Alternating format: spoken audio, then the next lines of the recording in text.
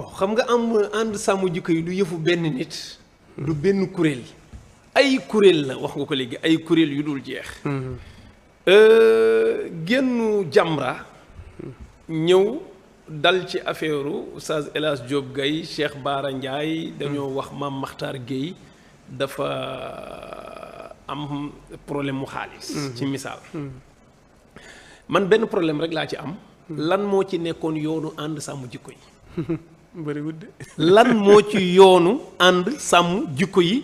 que Cheikh Bara Ndiaye am na problème sëñ Makhtar Oustaz El Hadj Diop Gaye am na problème ak sëñ Makhtar. loolu lan la ci sàmm jikko yi ma jox la ci misaal. Cheikh Bara Ndiaye dëgg la day jàpp ci combat wu sàmm jikko yi esprit la. képp ku combat bi ñor ci nga bokk. def nañ manifestation Cheikh Bara Ndiaye ñëw indi solidarité am wane ne ci laa bokk parce que xëy na combat bi convaincre na ko. loolu kenn mënu ko bañ. waaw mais ku xam Cheikh Bara Ndiaye xam nga ne bokk na Modap. bokk Modap di benn kuréel ci biir parti politique bu tudd Pastef. El Hadj Diop Gaye Oustaz yor carte Pastef di membre ci parti boobu ñoom ñaar Ousmane Sonko mooy seen leader. ñoom ñu gis ne dañoo dal ci seen kaw leader. ñoom ñaar ñu génn attaqué ki dal seen kaw leader muy Mame Makhtar.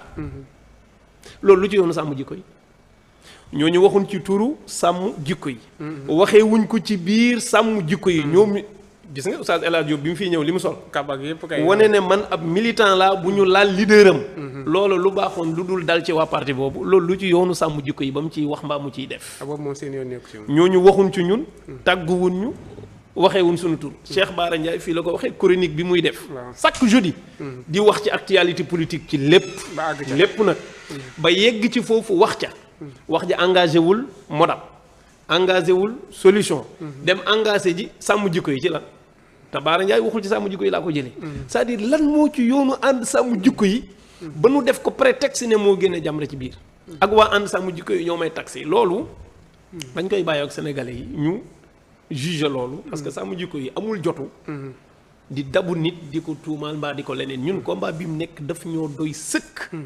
même Cheikh Ababacar Mbuub cité nañ ko ci. waaw bi ngay ubbi léegi wax nga ko. Cheikh Babacar Mbuub kàddoom yi muy wax ci plateau yi mais engagé wul sàmm jikko yi lan moo tax mu génnee sàmm jikko yi bañ a wax kàddu yoo xam ne daf ñuy engagé. bi mu jëlee engagement di politique yi mais dem nekki candidat mais pour mu mettre ñu en l'aise ba bu waxee duñ ñu ko yenn mu ne rocceeku naa ci coordonné sàmm jikko yi pour mën a libre di wax ay waxam que mu engagé ko. Babacar bu waxee Cheikh Babacar Mbuub bu waxee nit ci loolu. sëñ bi booy wax doo wax ak Cheikh Babacar Mbuub lu ci yoonu sàmm jikko yi c'est-à-dire amu ci benn kàddu boo xam ne lu engagé. sàmm jikko yi la. ban mën cee wax mbaa ñu def ci mbaa ñu dindi ci. kantaan nag. diggante bu ne mën na am jafe-jafe. suñ ñu ci yëgalee ñu yëg na war nañ cee dox tànki jàmm ñu dox ci tànki jàmm. mais kantaan waa sàmm jikko yi ñoo may attaqué. ñoo may diffamé. ñoo may def nangam. sëñ bi man loolu ak tooñ laa ko jàppee. parce que yàlla ànd sàmm jikko yi. amul kenn ku yore kàddoom. mën a wax ci kaw nit. te boo paree ña nga ko bokkal du ñu wax ak yow. te ànd sàmm jikko yi du doxee noonu. ànd sàmm jikko yi gis nga bu naree jël benn décision. dañ koy waxtaane ba d'accord mën naa def sortie boo xam ne du engagé kuréel gi. Oustaz Makhtar day def sortie boo xam ne du engagé kuréel gi. waaw te nit yi kuréel bi ngeen. jote wuñ dara parce que ay nitu public lañ dañuy dem ci public bi di wax. mais bu kuréel gi war a wax dañuy daje. ne lan la kuréel gi bëgg a wax ñu tënk li mu war a wax. ñu ne yow Babacar mu wax ko. wala sëñ Adama Mbuub wax ko wala Babacar Sylla ñëwal nga wax ko. c'est pas force que sax dama nekk coordinateur que buy wax man maa ko war a wax. déedéet boo waxee rek ñu ne waa sàmm jikko yi. plainte bii ñuy gis nii ci ndaw si montant. Adja Ndeye Diop a ko jiite. ci faamu sàmm jikko yi la bokk. ci jigéen ñi. waaw ci jigéen ñi moom moo jiite jigéen ñi sàmm jikko yi. Seyda yi la dajale def plainte bi ñu ànd def ci yëpp dinañ ci yegg si sax ci kanam. incha allah sëñ Adama Mbuub bi ñu defee suñu conférence de presse bi mujj moom la ñu jox ne ko discours bi yaa koy wax. c'est-à-dire ànd sàmm jikko yi noonu lay defee du yëfu benn nit. c'est-à-dire pour nit ñi xam ne ànd sàmm jikko yi amul jotu.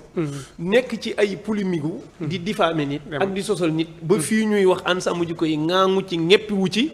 parce que nag dadul yëfu benn nit. du yëfu ñaari nit te lépp lu muy wax. da koy waxtaane ba ñu yëg ni lii ca war a génn ñu génn ca. waaye kàddu yi ma dégg ñu koy wax ci mbedd mi moom. amul lenn lu ci engagé ànd sàmm jikko yi de près ou de loin. dara jege